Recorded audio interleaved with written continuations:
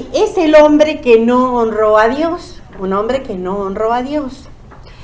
Y vamos entonces a estar mirando la vida de este hombre, pero sobre todo, qué lecciones podemos aprender. Y claro, vamos a aprender de los errores de él y de lo no hacer, porque no honró a Dios. Y es tremendo. La verdad que nunca había puesto mucho significado, o sea, no le había dado mucho significado a este personaje, pero cuánto que dice para nosotros, para no hacer. Cuánta enseñanza tenemos, porque muchas veces podemos caer en los mismos errores. Entonces, el significado de Elí, el nombre, quiere decir alto, elevado. Algunos piensan que el nombre Elí es corto, más corto, pero que el verdadero nombre significa Jehová es exaltado. Ahora imagínense, el hombre que no honró a Dios, su nombre quiere decir Jehová es exaltado. Parece un contrasentido, ¿verdad? Imagínense que la gente cuando lo llamaba, lo que le decía, Jehová es exaltado. Y resulta que este hombre es el hombre que no honró a Dios. Entonces ya entramos de lleno nomás a lo que es el nombre. Ahora, la primera vez que se menciona en la Biblia está en 1 Samuel 1:3. 1 Samuel 1:3 y dice: y todos los años aquel varón, y está hablando del Cana, de un hombre, subía de su ciudad para adorar y para ofrecer sacrificios a Jehová de los ejércitos en Silo, donde estaban dos hijos de Elí. Es la primera vez que se menciona en la Biblia el nombre de Elí, y se menciona con respecto a los hijos, Ofni y Fines, sacerdotes de Jehová. Ya vamos a explicar esto. La Biblia no habla mucho acerca de él, pero vamos a ver entonces cuál es la vida de él. Entonces, la vida de Elí. Tiempo en el que vivió. Me gusta meternos en el tiempo porque entonces vamos a entender muchas cosas aquí. El tiempo en que vivió fue el tiempo de los jueces. ¿Ustedes recuerdan que María nos habló? ¿De quién nos habló? A ver, ¿quién se acuerda? De Sansón. ¿Y cómo fue el Sansón? Desperdició la bendición. Y vimos que era el tiempo de los jueces, es un tiempo donde realmente, como dice Jueces 21:25, que lo dice muy claro, en estos días no había rey en Israel. Cada uno hacía lo que bien le parecía. Entonces era un tiempo de caos nacional. Era un tiempo de caos nacional. Elí vivió en ese tiempo donde no había rey, cada uno hacía lo que bien le parecía. Pero vamos a ver que no puede haber una excusa acerca el tiempo que estoy viviendo, ¿ok? Porque a veces podemos decir, bueno, pero en este tiempo que estamos viviendo, tantas cosas y tantas tentaciones, y sobre todo los jóvenes pueden encontrar muchísimas excusas. Pero vamos a ver que no es excusa para pecar contra Dios. Entonces, fue un tiempo de caos nacional. Y es un tiempo donde estaban los jueces. Ahora, por eso vamos a ver que este hombre, vamos a ver el oficio que tenía. Sacerdote, 1 Samuel 2:28 dice: y yo le escogí por mi sacerdote entre todas las tribus de Israel, para que ofreciese sobre mi altar y quemase incienso y llevase éfod delante de mí. El éfod quiere decir que es una prenda que usaban los sacerdotes. Y di a la casa de tu padre todas las ofrendas de los hijos de Israel. O sea, era un hombre que ya venía de descendencia de Aarón, o sea, sacerdotal. Pero también, por lo que dice 1 Samuel 4:18, era un juez de Israel. O sea, tenía doble oficio, sacerdote y rey. Y dice, sacerdote y juez. El juez, dice 1 Samuel 4:18, había juzgado a Israel 40 años. O sea, que estamos viendo las responsabilidades que tenía. Un sacerdote, él era un sumo sacerdote, y a él era un juez. Ahora, la familia. No se menciona a la esposa, pero tenía hijos, así que se supone que tiene esposa, ¿verdad? Pero no se dice nada de la esposa. Pero sí tenía dos hijos que se llamaban, ya lo vimos, Ofni y Fines. Y también estos hijos eran sacerdotes. Eran sacerdotes porque pertenecían a la misma familia y eran sacerdotes. La edad cuando él muere tenía 98 años, así que era un hombre mayor. Primera Samuel 4:15 dice, era ya Elí de edad de 98 años y sus ojos se habían oscurecido de modo que no podía ver.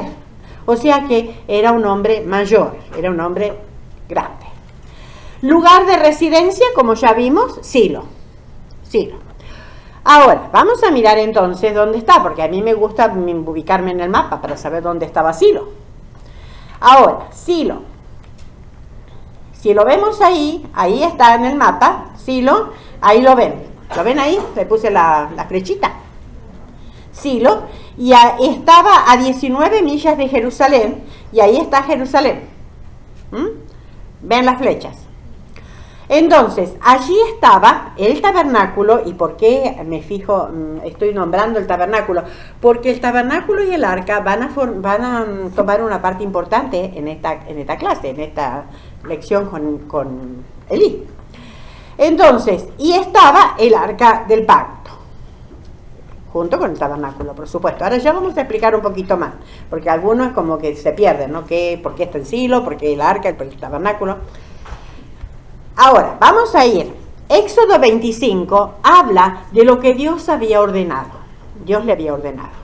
Entonces, Dios había ordenado que hicieran un tabernáculo. ¿Qué es un tabernáculo?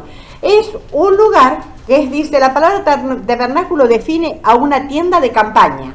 Es algo movible y temporario. Es como si fuera un santuario movible. Recuerda, cuando Dios le da la orden, el pueblo de Israel había salido de la esclavitud de Egipto y estaba yendo por el desierto. Y estuvieron 40 años vagando por el desierto. Entonces Dios le da un lugar donde tenían que adorar. Recuerdan, Dios le da como una lección didáctica, visible. Ellos podían ver. El tabernáculo significaba Dios morando entre ellos. Y Dios le dice, así era el tabernáculo, ¿no? Ahora vamos a entrar un poquito más en detalle. Dice Éxodo 25, 8 y 9. Y harán un santuario, ¿ves? Un santuario, un lugar donde podían adorar, para mí, para Dios, y habitaré en medio de ellos. Imagínense qué impactante. Dios quería tener comunión cercana con ese pueblo.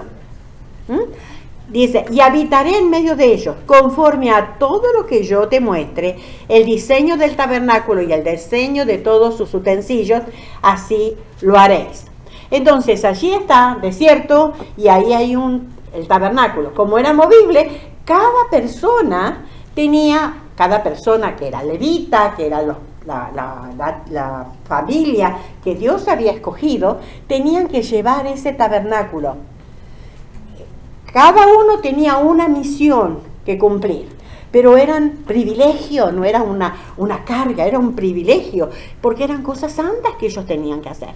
Entonces, la familia de donde venía Elí era una familia privilegiada, una familia en la cual Dios los había elegido entre todo el pueblo para servirle a Él, servirle a Dios de cerca.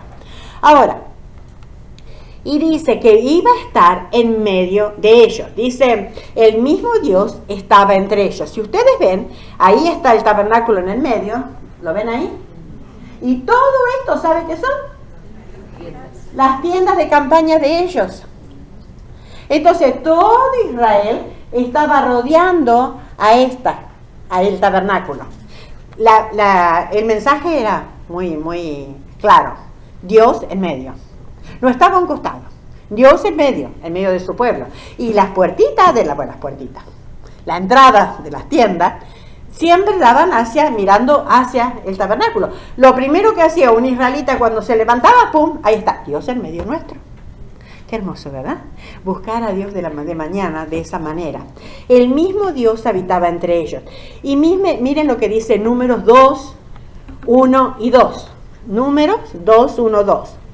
Habló Jehová a Moisés y a Aarón diciendo, los hijos de Israel acamparán cada uno junto a su bandera, bajo las enseñas de las casas de sus padres, alrededor del tabernáculo de reunión acamparán.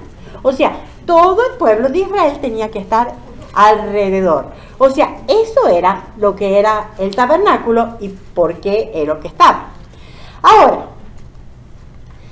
Vamos a ver por dentro el tabernáculo. Ahí tiene el tabernáculo y si lo ven que está cortado, si no era el tabernáculo, sino que le sacaron la cortina para que lo podamos ver por dentro. Entonces, ahí, eso lo que rodeaba, eso era el atrio.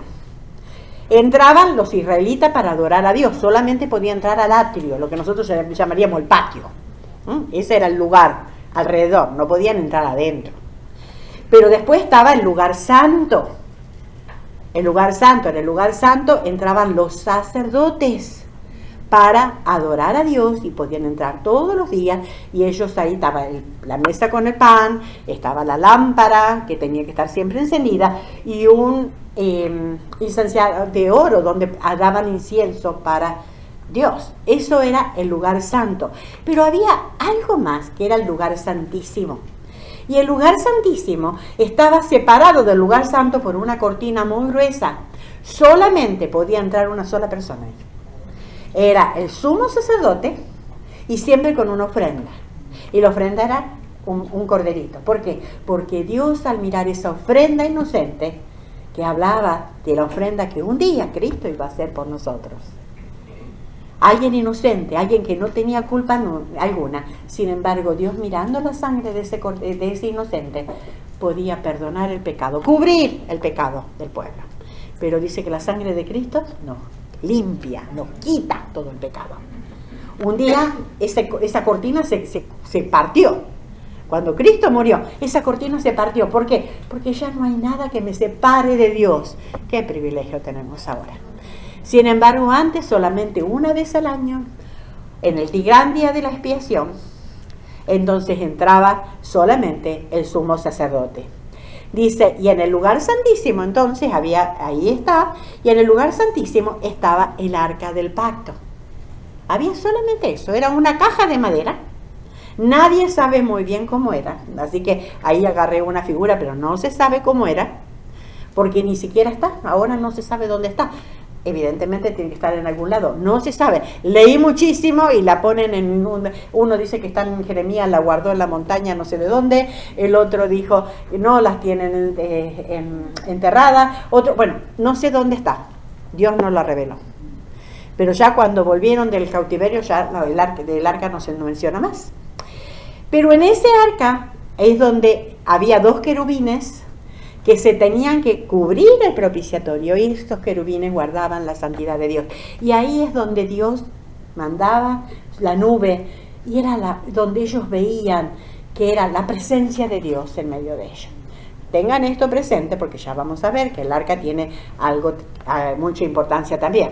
Éxodo 25, 10 y 11 dice: harán también un arca de madera de acacia, cuya longitud será de 2 codos y medio, su anchura de 2 codos y medio y su altura de codo y medio. Y la cubrirás de oro puro por dentro y por fuera, y harás sobre ella una cornisa de oro alrededor. Y algo interesante, que esas varas que ustedes ven ahí, esas varas no las podían quitar nunca. Porque era algo tan santo que imagínense, cuando tenían que moverla, tenían que venir el sumo sacerdote, tenía que venir y cubrirla de con azul, y después entonces venían los demás y la podían cargar. ¿Qué hablaba de eso? El mensaje era muy claro. Dios es un Dios santo. Ahora tomamos a Dios como muy a la ligera, pero Dios es un Dios santo. Y eso es lo que el mensaje que daba. Dios en medio de ellos, pero la santidad, no porque estaba en medio de ellos, Dios había dejado de ser santo. Dios seguía siendo santo. Pero bueno, llegan a la tierra prometida, porque todo eso fue mientras estaban viajando, ¿verdad? Llegan a la tierra prometida y Josué 18:1 dice: toda la congregación de los hijos de Israel se reunió en Silo y erigieron allí el tabernáculo de reunión después que la tierra les fue sometida. Entonces llegaron a Silo, allí llegaron con el tabernáculo, allí colocaron el tabernáculo, allí pusieron el arca. Por eso es que estamos hablando de que Elí estaba en Silo, que era el lugar donde estaba el tabernáculo y donde estaba el arca. Evidentemente, Elí viviría en una casita cerca de allí, porque ya no estaban en tiendas. Entonces, Vemos cómo llega el arca, ahí a Silo, cómo llega el tabernáculo, por supuesto, con el arca, y cómo es que aparece entonces el arca y Elí, el sumo sacerdote. Primera Samuel 1:3, y todos los años, como dice aquí, aquel varón subía de su ciudad para adorar y para ofrecer sacrificios a Jehová de los ejércitos en Silo. Ahora sabemos por qué estaba el arca en Silo, por qué estaba el tabernáculo en Silo, donde estaban dos hijos de Elí, Ofni y Fines, sacerdotes de Jehová. Ofni y Fines eran los sacerdotes, ¿no? Que los sacerdotes eran los que podían oficiar dentro del lugar santo, ¿verdad? Ahora, vamos a ver entonces, aprendiendo de los errores de Elí. Aprendiendo de los errores de Elí. Todo esto fue la introducción para saber por qué estaba en Silo, ¿ok? Primero, falta de discernimiento. Falta de discernimiento. El capítulo 1 de Primera Samuel nos habla de la historia. Primera Samuel 1, una familia va a adorar al templo. Eso lo leímos en 1:3, ¿verdad? Que aquel hombre una familia va a adorar al templo. El Canas era el esposo y sus dos esposas. Si ustedes quieren, lean Primera Samuel 1. Y sus dos esposas. ¿Dos esposas? Sí, tenía dos esposas. ¿Dios hizo dos Evas? No, no hizo dos Evas. Y ya van a ver los problemas que trae dos esposas. Como dice Rubén, si con una no puedo, imagínense dos. Rubén es mi marido, por las dudas. Entonces, tenía dos esposas. Ana no tenía hijos. Recuerden que estaban viviendo en el tiempo de los jueces. No es un libro para tomar lecciones o para imitar. Que si su esposo llega a venir y dice, mira querida, yo leí que el Cana tenía dos mujeres, entonces sí es permitido la Biblia. Ajá, no era permitido, y ya van a ver los problemas. Entonces Ana no tenía hijos y Penina tenía hijos. Muchos creen que Penina era mucho más joven que Ana, que el Cana se casó con Ana, pero como no podía tener hijos, pues el hombre, le agarró una para tener hijos, ¿okay? No digamos hombres, los remedios que ponemos los humanos, que siempre traen dolores de cabeza. ¿Por qué? Porque Penina irritaba a Ana todas las veces. O sea, Penina le hacía la vida, como decimos nosotros, a cuadritos, ¿viste? Era algo como que la irritaba. No sé en qué manera, en qué forma, pero Ana se ponía muy triste y no comía. Ana se entristecía. Y entonces, en esa situación familiar, el Cana amaba a Ana, le daba la preferencia. Penina peor todavía se ponía. Entonces, imagínense las soluciones humanas a donde nos lleva. ¿Fue solución? Bueno, tenía hijos, pero ¿y qué ganó con eso? Tenía una casa dividida. O sea que no es para imitar. Entonces Ana se entristecía. ¿Qué hace Ana entonces? Ana derrama su alma en oración. Me encanta cuando dice esto, ¿no? Porque ella derrama su alma al omnipotente Dios, al único que podía escucharla. Y 1:12 y 13 dice, hablaba en su corazón. Tan era la tristeza que tenía, que no fue al templo a gritar y a hablar y a decir. Era su corazón en que hablaba. Era tal la tristeza que lo único que hacía es permanecer callada, lo único que hacía mover sus labios, pero su corazón era el que clamaba. 1:12 y 13 dice, y mientras ella oraba largamente delante de Jehová, Elí estaba observando la boca de ella. Pero Ana hablaba en su corazón y solamente se movían sus labios y su voz no se oía. Entonces, como Elí no veía, no escuchaba nada, solamente veía que movía la boca y nada más, llega a una conclusión. Elí llega a una conclusión. Versículo 13, la tuvo por ebria. Y Elí la tuvo por ebria. Imagínense, el sumo sacerdote. Pero sin preguntar nada, porque si la veía que estaba angustiada, si la veía que solamente movía su boca, en vez de preguntar, versículo 14, la reprende. Entonces le dijo Elí, ¿hasta cuándo estarás ebria? Digiere tu vino. Pueden imaginarse la escena. El representante de Dios, aquel que tenía el deber de confortar, en vez de ver a una mujer angustiada, volcando su corazón ante Dios, ¿qué hace? La juzga, sin saber nada. Ana le contesta muy respetuosamente. Versículo 15-16 dice, y Ana le respondió diciendo, no, Señor mío, yo soy una mujer atribulada de espíritu, no he bebido vino ni sidra, sino que he derramado mi alma delante de Jehová. No tengas a tu sierva por una mujer impía, porque por la magnitud de mis congojas y de mi aflicción he hablado hasta ahora. Con mucho respeto. Ana es como que lo pone en su lugar, ¿verdad? No estoy ebria. La respuesta de Ana, con mucho respeto. Juzga erróneamente a una mujer angustiada. Entonces, primer error de Elí, que vemos aquí en la Biblia. Me imagino que habrá habido muchos antes, pero como no está registrado, no me puedo meter en lo que hizo antes. Como juez, llegó a una conclusión equivocada, sin más evidencia que las apariencias. Como juez no puede nadie juzgar porque a mí me pareció. Tiene que tener evidencia. La evidencia que tenía es solamente lo que le pareció a él. Como sacerdote, en vez de confortar un corazón dolido, la trató con palabras hirientes. Qué triste, ¿verdad?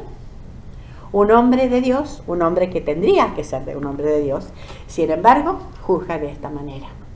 Pero claro, en esto nos da una lección para nosotros. Entonces, la lección que podemos sacar para nosotros. Primera lección, no sacar conclusiones apresuradas.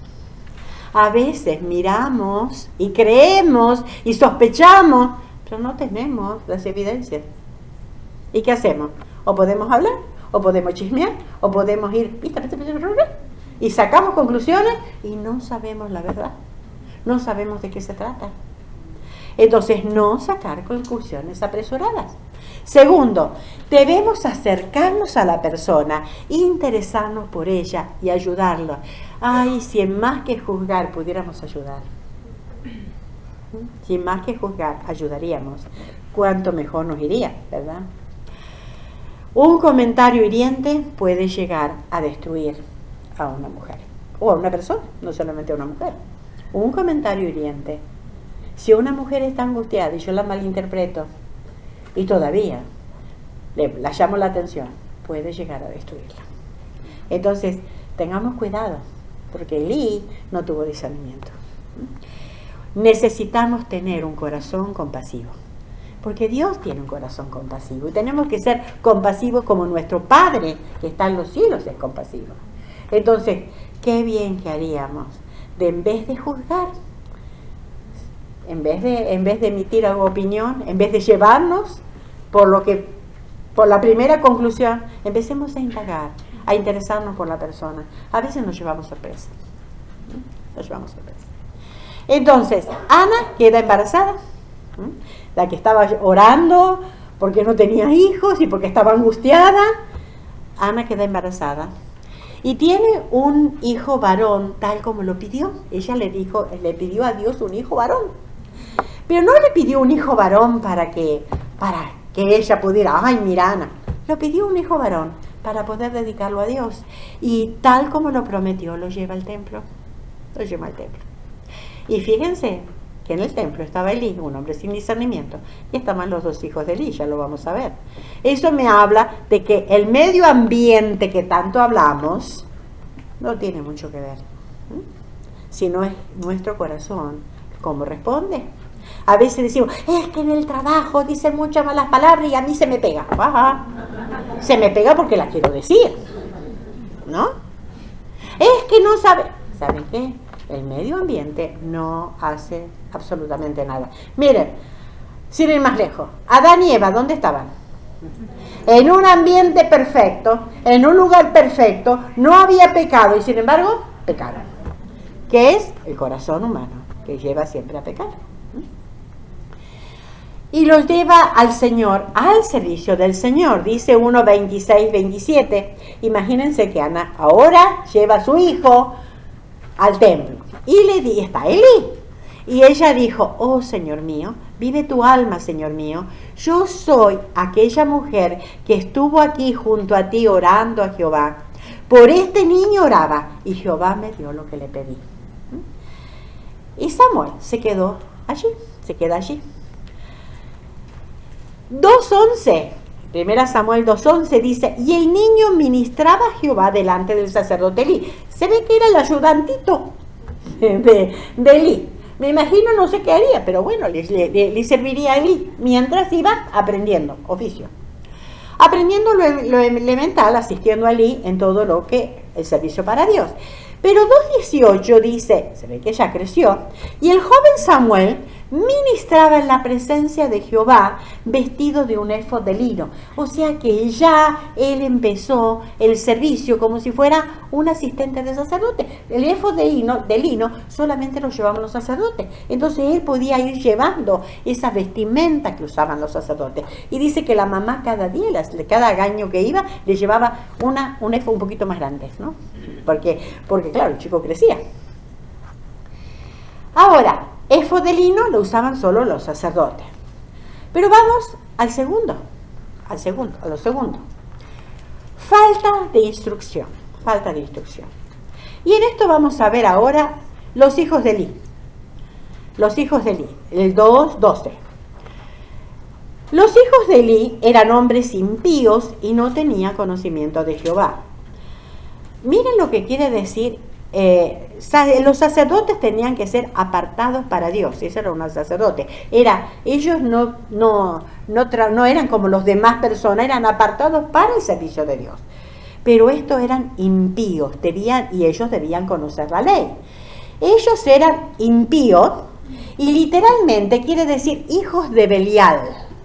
Miren ustedes lo que quiere decir esa palabra impío. La busqué para ver, hijos de Belial. Pablo hace esa referencia a esa palabra cuando dice en 2 Corintios 6:15, ¿qué concordia Cristo con Belial? O sea, lo opuesto al Señor. O sea, impío quiere decir como hijos de Satanás. Eso es lo que quiere decir. Y recuerdan que Ana le dijo, no me tomes como una mujer impía, no me tomes como una hija de Satanás. Él enseguida fue a decirle a Ana, mira lo que eres. Pero estos, los hijos de él, eran eso. ¿Se dan cuenta? No tenían conocimiento de Jehová. Y dice, no tenían conocimiento de Jehová. No tenían un conocimiento íntimo. No es que no sabía quién era, sino no tenían un conocimiento íntimo. No tenían una comunión con Dios. Eran puros religiosos. Solamente hacían el oficio. Nada más. Su conocimiento era solo intelectual. Qué tristeza cuando podemos ver entonces que no tenían conocimiento de Dios y solamente conocían aquí, pero no tenían a Dios en su corazón. Entonces, segundo error de Elí. Como sacerdote debía haberles enseñado la ley, no solamente el oficio. Hay algo que se le escapó allí. Enseñó el oficio y quizás se lo enseñó, qué tenían que hacer, cómo se tenían que mover, qué tenía que ver, ¿verdad? Pero no inclinó su corazón a Dios. Entonces, no tenían que haberle enseñado lo que dice la ley acerca de la santidad de Dios. El Antiguo Testamento está lleno de referencias acerca de la santidad de Dios. Inclusive el mismo sumo sacerdote tiene una tiara que habla de santidad a Jehová. Entonces hay una santidad de Dios. Pero ahí es como que no lo hizo. Como juez debía saber el comportamiento de ellos. Tenía que saber qué es lo que estaban haciendo. Y como padre debía conocer el corazón de sus hijos. Y él, ni como sacerdote, ni como juez, ni como padre, pudo hacer el trabajo. No hizo su trabajo bien.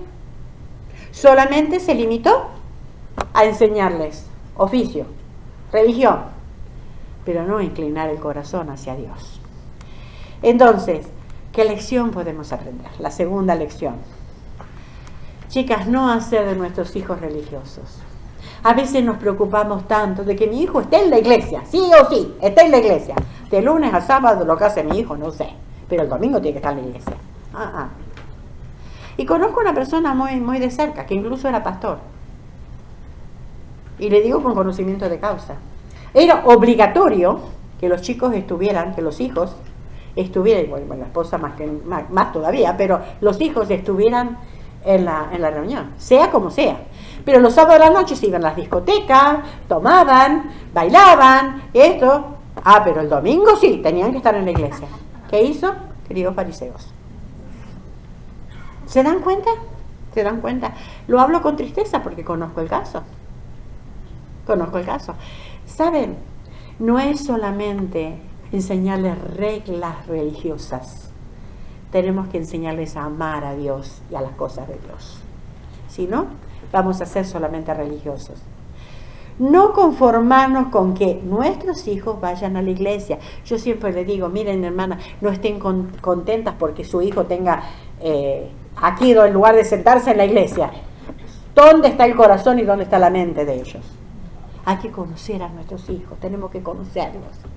¿Dónde están? ¿Qué están pasando internamente? Conocer su corazón. Conocer su corazón, y para eso necesitamos tener tiempo con nuestros hijos. En este mundo que estamos tan ocupados, tan envueltos en tantas cosas, que lo que pasa es que no tengo tiempo porque el trabajo y la iglesia y las actividades, pero perdemos lo más importante. Cantar de los Cantares dice, me pusieron a guardar viñas y la viña que era mía no guardé. Cuidado, cuidado, porque Dios me va a pedir cuenta de la viña que Él me dio, y la viña que Él me dio son los hijos. Entonces, falta de corrección.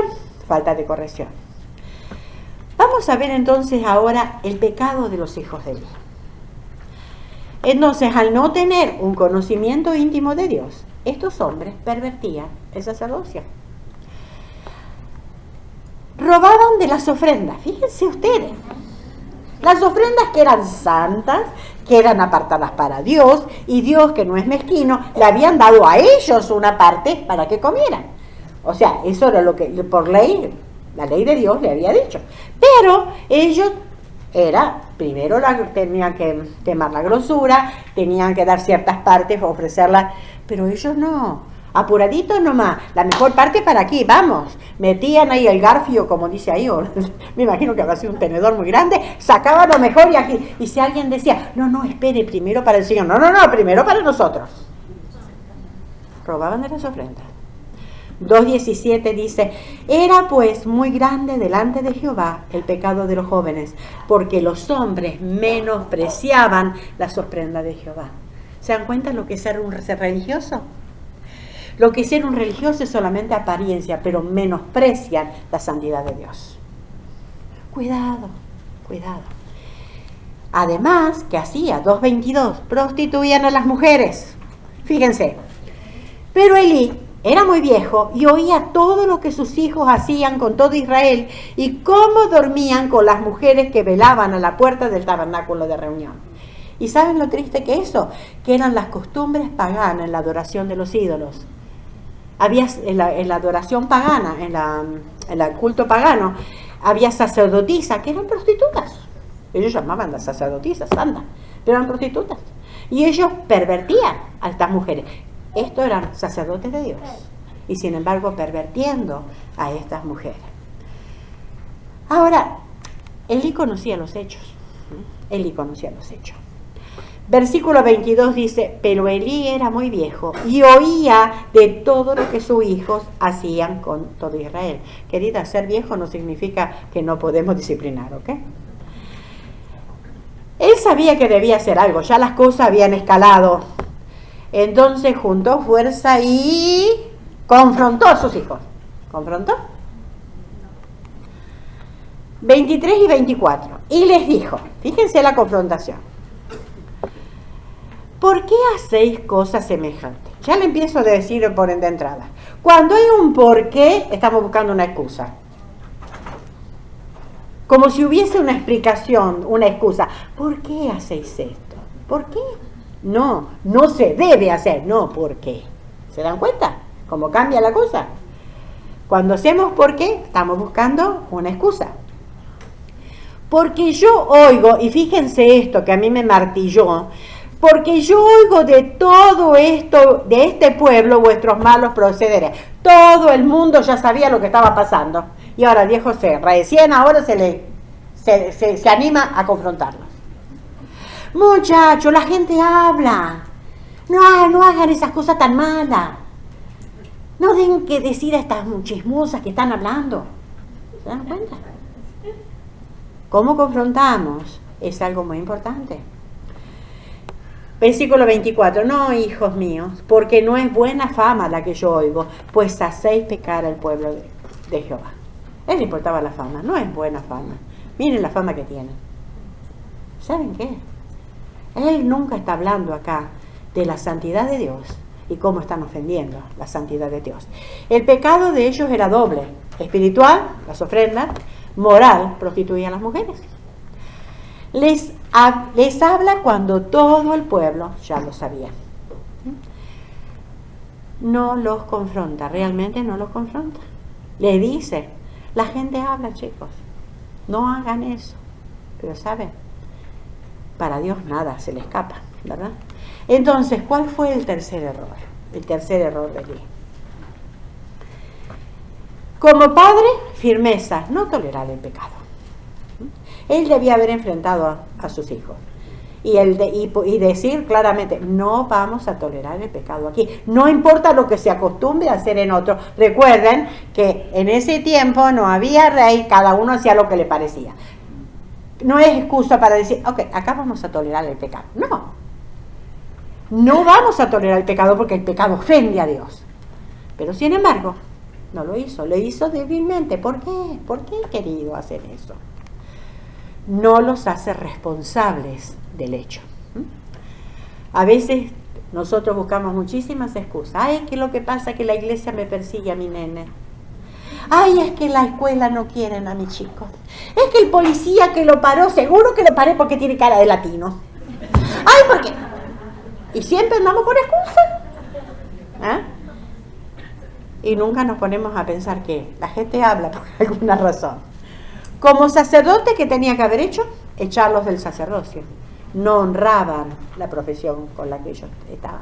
Lo tenía que haber echado. Como sumo sacerdote, tenía que haberlo echado del sacerdocio. Los dejó que siguieran siendo religiosos. Porque ellos no lo escucharon al padre. ¿Qué lo va a escuchar? Con esa reprimenda, sigo robando y sigo prostituyendo a la mujer. A mí me gusta esto. Y seguimos haciendo la misma cosa. Como juez, debía haber juzgado el pecado. Y sin embargo, falló en los 3 niveles. Falló en los 3 niveles. No hizo nada, solo palabras, sin ninguna acción. No hizo nada. Palabras. Y la palabra, no pasa nada. Entonces, lección. ¿Cuál es la lección para nosotros? La confrontación debe ser entonces a tiempo, no esperar que ya escale tanto que la gente hable. No, te reprendo porque yo lo vi, yo sé, y es malo lo que estás haciendo, no que la gente habla. A tiempo, firme, no aceptar excusas, no hay por qué. Lo que es pecado, lo que Dios llama pecado, no le puedo poner, bueno, a lo mejor, no. Dios dice pecado es pecado. Firme, no aceptar excusas. Acción, tomar una acción. Hay consecuencias para cada pecado en consecuencia. Debe ir siempre acompañada de acción. Una confrontación siempre tiene que ir acompañada de una acción. Tiene que haber una consecuencia para algo que ha hecho, para que se dé cuenta que realmente es algo malo lo que está haciendo. Cuarto, falta de arrepentimiento. Falta de arrepentimiento. Dios advierte a Elí de su error. Qué paciente que es Dios. Qué paciente. Dios siempre advierte. Siempre manda a alguien. Siempre advierte. Primera Samuel 2, 27 al 31. Y vino un varón de Dios a Elí y le dijo: así ha dicho Jehová, ¿no me manifesté yo claramente a la casa de tu padre cuando estaban en Egipto en casa de Faraón? Y yo le escogí por mi sacerdote entre todas las tribus de Israel para que ofreciese sobre mi altar y quemase incienso y llevase éfod delante de mí. Y di a la casa de tu padre todas las ofrendas de los hijos de Israel. Eso fue el 28. Fíjense el 29, porque a mí me llamó mucho la atención. Fíjense. Versículo 29. ¿por qué habéis hollado? La Biblia de las Américas dice, ¿por qué pisoteáis? Fíjense que el varón de Dios, ¿a quién lo manda? A Ofni Finees. ¿A quién lo manda? Dios, ¿a quién manda a ese hombre a hablar? A Elí. ¿Por qué pisoteáis? ¿Por qué os habéis hollado? Otra versión dice, ¿por qué tratan ustedes con tanto desprecio? Mete a Elí en la misma bolsa con los hijos. ¿Se dan cuenta? Al tolerar el pecado, Elí estaba también pisoteando las ofrendas. También estaba despreciando las ofrendas. Qué tremendo, ¿verdad? Quiere decir que si yo no confronto el pecado, si yo no castigo el pecado, y tengo que ser firme, porque si yo digo, hijo querido, no es bueno lo que yo escucho, mira lo que hiciste, pero venga que te apapacho para que no te duele tanto. No, si lo voy a confrontar, lo voy a confrontar. Es pecado y es pecado. Firmeza. Y fíjense que dice, ustedes con tanto desprecio mis sacrificios y mis ofrendas que yo mandé ofrecer en el tabernáculo, y has honrado a tus hijos más que a mí, engordándoos de lo principal de todas las ofrendas de mi pueblo. Por tanto, Jehová, el Dios de Israel, dice, yo había dicho que tu casa y la casa de tu padre andarían delante de mí perpetuamente, mas ahora, ha dicho Jehová, nunca yo tal haga, porque yo honraré a los que me honran, y los que me desprecian serán tenidos en poco. Qué palabras duras. Dios lo había escogido para su servicio. Habéis hollado, pisoteáis, tratan ustedes con tanto desprecio. La ofrenda de Dios. Has honrado a tus hijos más que a mí, y serás desechado del sacerdocio. Notemos, Dios culpa a Elí por lo que hicieron los hijos. Los padres somos responsables de la guía de nuestros hijos. De la guía de nuestros hijos. Tenemos que actuar, ¿verdad? Y agregan el versículo 34, entonces. Versículo 34 le dice, y esto le será por señal. Esto acontecerá a tus dos hijos, Ofni y Finees, ambos morirán en un día. Ambos morirán un día. Pero el joven Samuel ministraba a Jehová en presencia de Elí, y la palabra de Jehová escaseaba en aquellos días. ¡Wow! ¡Qué tremendo! La palabra de Dios escaseaba. Dios no se revelaba. Donde hay pecado, no hay guía. La palabra de Dios escasea. Liderazgo corrupto, y no había guía. Dios no se manifestaba. Condición del pueblo, desenfreno. Miren lo que dice Proverbios 29, 18. Y cuidado, que los que tenían que estar guiando al pueblo eran el sumo sacerdote y los sacerdotes. Ellos tenían que enseñar la ley. Ellos conocían la ley. Y dice Proverbios 29, 18. Sin profecía el pueblo se desenfrena, mas el que guarda la ley es bienaventurado. Entonces, realmente, Dios se manifiesta y se manifiesta. Ahora, ¿cómo se va a manifestar? Por medio de Samuel, porque ahí estaba Samuel. Y Samuel nunca había escuchado, no sabía cómo era que Dios podía hablar. Y una noche escuchó que alguien lo llamaba. Él creía que era Elí. Hasta que al fin él dice, habla Jehová, que tu siervo oye. Y Dios habló. ¿Y a quién habló? Pues habló a Samuel. Ya Dios le había mandado confrontar a Elí. Y Elí no hizo nada. Pues ahora habla y le habla a Samuel. 3, 2 y 13. Y aquel día yo cumpliré contra Elí todas las cosas que he dicho. Dios le está diciendo a Samuel. Aquel día yo cumpliré contra Elí todas las cosas que he dicho sobre su casa desde el principio hasta el fin. Y le mostraré que yo juzgaré su casa para siempre por la iniquidad que él sabe. ¿Se dan cuenta? Por la iniquidad que él sabe. Elí sabía lo que estaba pasando. Porque sus hijos han blasfemado a Dios y él no los ha estorbado. ¿Se dan cuenta? Dios está hablando y seriamente. Cumpliré lo que he dicho.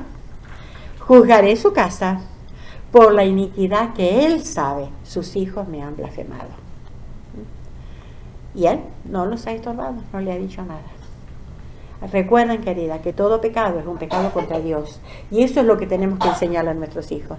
Que el pecado sí nos puede ofender a nosotros. Una falta nos ofende a nosotros. Pero ¿saben qué? El que tenemos que guiar a que esa ofensa es una ofensa contra Dios. ¿Recuerdan el caso de David? David había pecado contra Betsabé, había pecado contra su pueblo, había pecado contra Urías, el marido de Betsabé, había pecado contra su consejero, el abuelo de Betsabé, había pecado con un montón de gente. Sin embargo, en su confesión, ¿qué dice?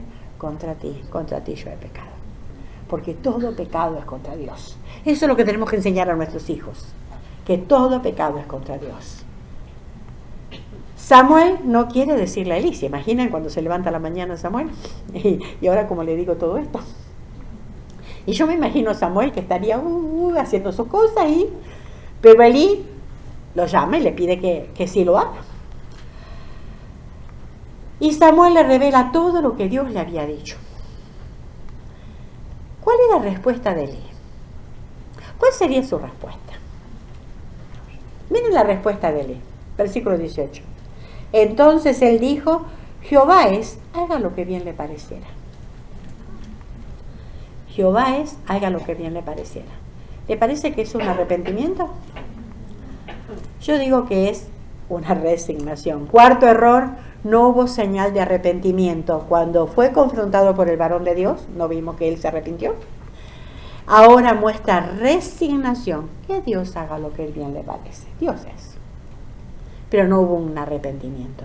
No es un arrepentimiento genuino, un arrepentimiento de corazón. ¿Cuál es entonces la lección que podemos sacar?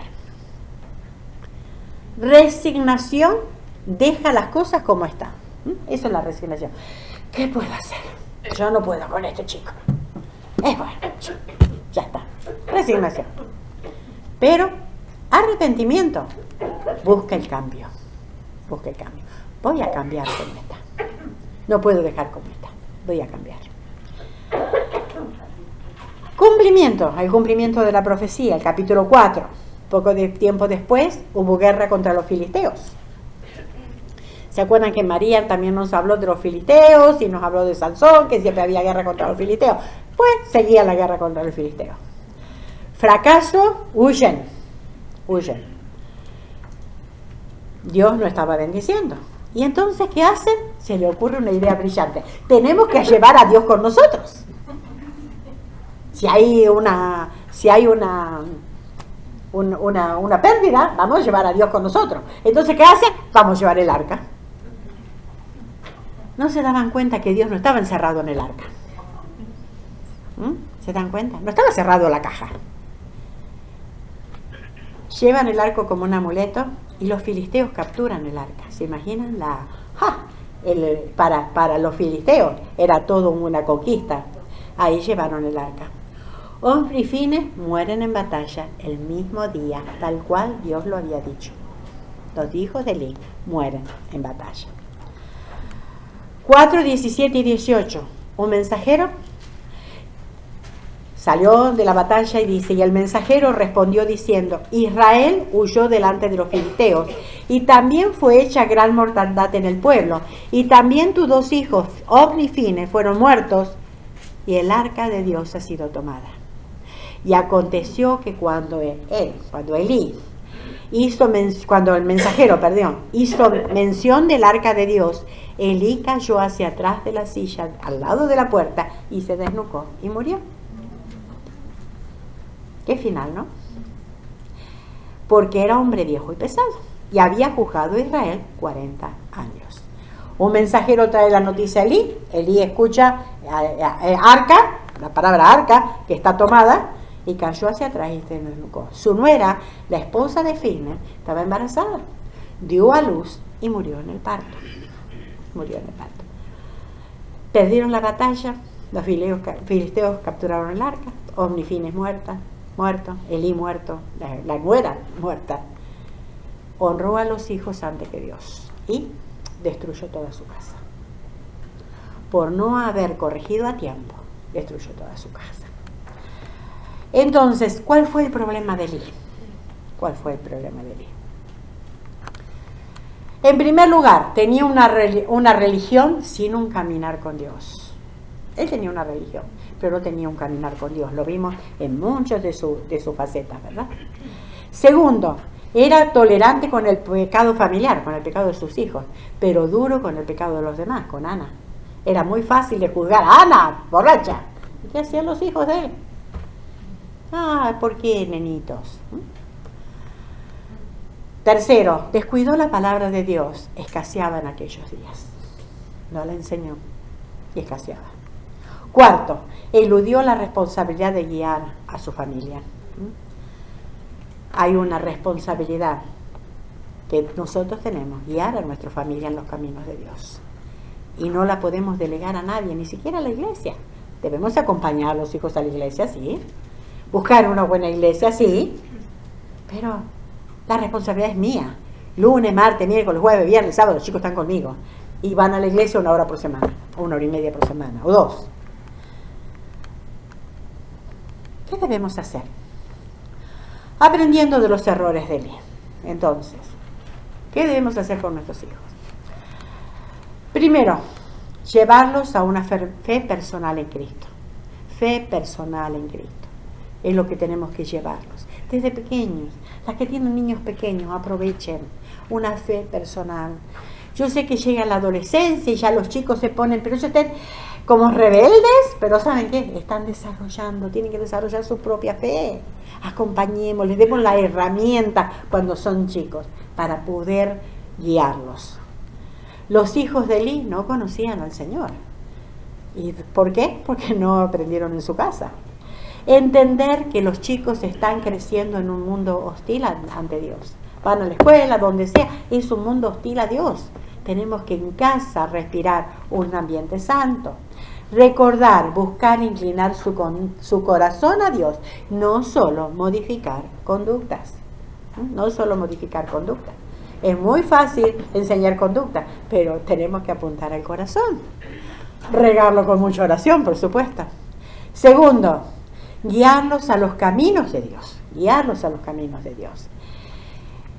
Elí no pudo impartir a sus hijos un respeto a Dios y a su servicio. Evidentemente no lo hizo porque los hijos no tenían ni idea de cómo respetar las ofrendas, que era lo sagrado. Los caminos de Dios son los principios revelados en su palabra. Esos son los caminos de Dios. A veces decimos, ¿cuáles son los caminos de Dios? Aquí tengo los caminos de Dios, en la palabra de Dios. Enseñarles que las desobediencias tienen consecuencias. Y son consecuencias tremendas. Quizás cuando son chiquitos hay consecuencias, una, ¿no? Pero cuando son grandes hay tristes consecuencias. Enseñarles de niños que hay consecuencias para el pecado. Debemos enseñarles la importancia de la oración. ¿Y cómo se lo enseñamos? Pues orando a nosotros. La lectura de la Biblia. ¿Cómo voy a enseñar a mis hijos a leer la Biblia? Pues leyéndola yo. Cuando los chicos me vean a mí orar y leer la Biblia, pues van a aprender. Del vivir para servir a los demás. Estamos en un mundo egoísta, pero tenemos que enseñarles a servir a los demás. No del vivir para complacer nuestros deseos. Miren, no se preocupen tanto si no le pueden comprar la última marca de algo. Enséñales que pueden, mira, en vez de comprarte esto que vale 100, digo cualquier, $100, mira, ¿por qué no te compras esto que te vale 70? Yo digo cualquier cosa. Y los 30 los donamos para un chico que no tenga nada. Vamos juntos y lo donamos. Miren, le estamos enseñando a servir a los demás. Le estamos enseñando a dar y no complacer mi capricho. Hay un mundo que padece necesidad y tenemos que enseñarle eso. No con solo palabras, sino con el ejemplo. Tenemos que ser ejemplo. Nuestra vida debe estar gobernada por la palabra de Dios. Si mi vida no está gobernada por la palabra de Dios, no voy a enseñar a otros. ¿Cómo voy a enseñar a mis hijos? Querido, no mientas. Y yo miento, pues entonces no esperan de nada, ¿verdad? Tercero, reverenciar a Dios y las cosas de Dios. Tengo que enseñarle a reverenciar a Dios las cosas de Dios. Nada corrompe a los niños más que ver a unos padres religiosos sin íntima comunión con Dios. Si yo vengo aquí, ay Señor, y te alabo, y después llego a mi casa y empiezo a... ¿saben qué? Mis hijos saben. Mis hijos me ven. Entonces, cuidado. Nada corrompe a los niños más que unos padres religiosos. Religiosos, no vida cristiana. Los hijos se dan cuenta cuando los padres juegan a la iglesia. ¿Cómo que llamo yo la juego a la iglesia? Me pongo un vestido bonito, voy a la iglesia y hola, bienvenida hermana, Dios te bendiga hermana, gracias pastor, enorme bendición pastor. Me voy y se me saco el vestido del domingo y se me saco todo el carácter cristiano. Los chicos saben, los chicos ven. Y a veces no tenemos ni tiempo de sacarnos el vestido. Nos subimos arriba del carro. Y es otra historia, ¿verdad? Cuidado, porque los chicos ven. No permitirnos bromas sobre Dios. Cuidado con hacer bromas con el nombre de Dios o con cosas de Dios. Cuidado. Tienen que ver que un hogar cristiano es un lugar divertido y feliz para vivir. No le estoy diciendo con esto que hagan de su casa un santuario, una iglesia donde no hay un ruido, donde no hay nada. No, sería tremendamente aburrido. No, hagan de su hogar un lugar feliz, un lugar que dé ganas de vivir, ¿verdad? Pero santamente. Hay muchas cosas que se puede hacer sin entrar en pecado. Entonces, cuarto, corregirlos cuando lo necesiten. Cuando lo necesiten, no cuando usted está de mal humor. ¿Ok? Proverbios 29, 17, ahí puse 19, 29, 17. Corrige a tu hijo y te dará descanso y dará alegría a tu alma. Corrige. Y corregir no solamente es dar. Corregir es primero con palabras, con guía, con goza, y bueno, ya si no entiendes otra cosa, ¿no? ¿Saben? Tenemos que corregirlos cuando lo necesitan. Nunca es tarde. Tal vez usted piensa, pero ya no vi, como las mías ya se me fueron de mi casa. Y puede decir, pero ¿sabe qué? Todavía puede comenzar ahora. No importa cuánto tiempo pasó. No importa cuán grandes sean los chicos, puede empezar hoy. Y si ve que ha cometido error, pide perdón. Sus hijos van a aprender a pedir perdón. ¿Cuándo? Vea usted pedir perdón. Hijos se fueron del hogar, como en mi caso. Influenciar a los nietos. Tenemos, ¿verdad? Influenciar a los nietos. ¿O cuántas veces tenemos oportunidad de hablar con alguna mamá joven? ¿Y qué podemos decirle? Podemos enseñarle. Entonces, un llamado para nosotros, de atención. Efesios 6:4. Y vosotros, padres, no provoquéis a ira a vuestros hijos. No provoquéis a ira. Ahí puse. Sino, que ese sino quiere decir al contrario, en vez de provocar a ira, criadlos en disciplina y amonestación del Señor. Otro que me llamó la atención este texto. ¿Por qué? Y lo he hablado varias veces de esto, pero me ha llamado poderosamente la atención. ¿Por qué? Porque si no crío a mis hijos en disciplina y amonestación del Señor, lo estoy provocando a ira. Dice, no provoquéis a ira a vuestros hijos, sino, por el contrario, criadlos en disciplina y amonestación del Señor. ¿Se dan cuenta? Tengo que enseñarles a mis hijos. Si no disciplina, estoy provocando ira. Colosenses 3:21, Padre, no exasperéis a vuestros hijos para que no se desalienten. Para que no se desalienten. Y les quiero leer, solamente leer, para terminar. Algo que fue escrito algo sarcásticamente en diciembre de 1958, ya hace un buen tiempo. Pero con respecto a la crianza de los hijos, y salió en una revista que se llama El Evangelio. Y dice, comience en la infancia para darle al niño todo lo que quiera. De esta manera crecerá creyendo que el mundo le debe una vida. Segundo, cuando diga una mala palabra, ríase de él, como si fuera lindo. Va a animarlo a que siga aprendiendo palabras similares. Porque vieron, cuando son chiquitos todo es gracioso. Después le pegamos por la misma palabra que dice cuando son más grandes. Seamos coherentes. 3. Evite la palabra incorrecto. Puede desarrollar en el niño un complejo de culpa. Yo diría de baja estima, como dicen ahora.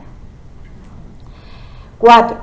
No le ayude a decidir entre lo bueno y lo malo, pero déjelo averiguar por sí mismo. 5. Siempre tomar a su lado contra el profesor de la escuela y la policía. Póngase de su lado, ¿no? Él tiene razón.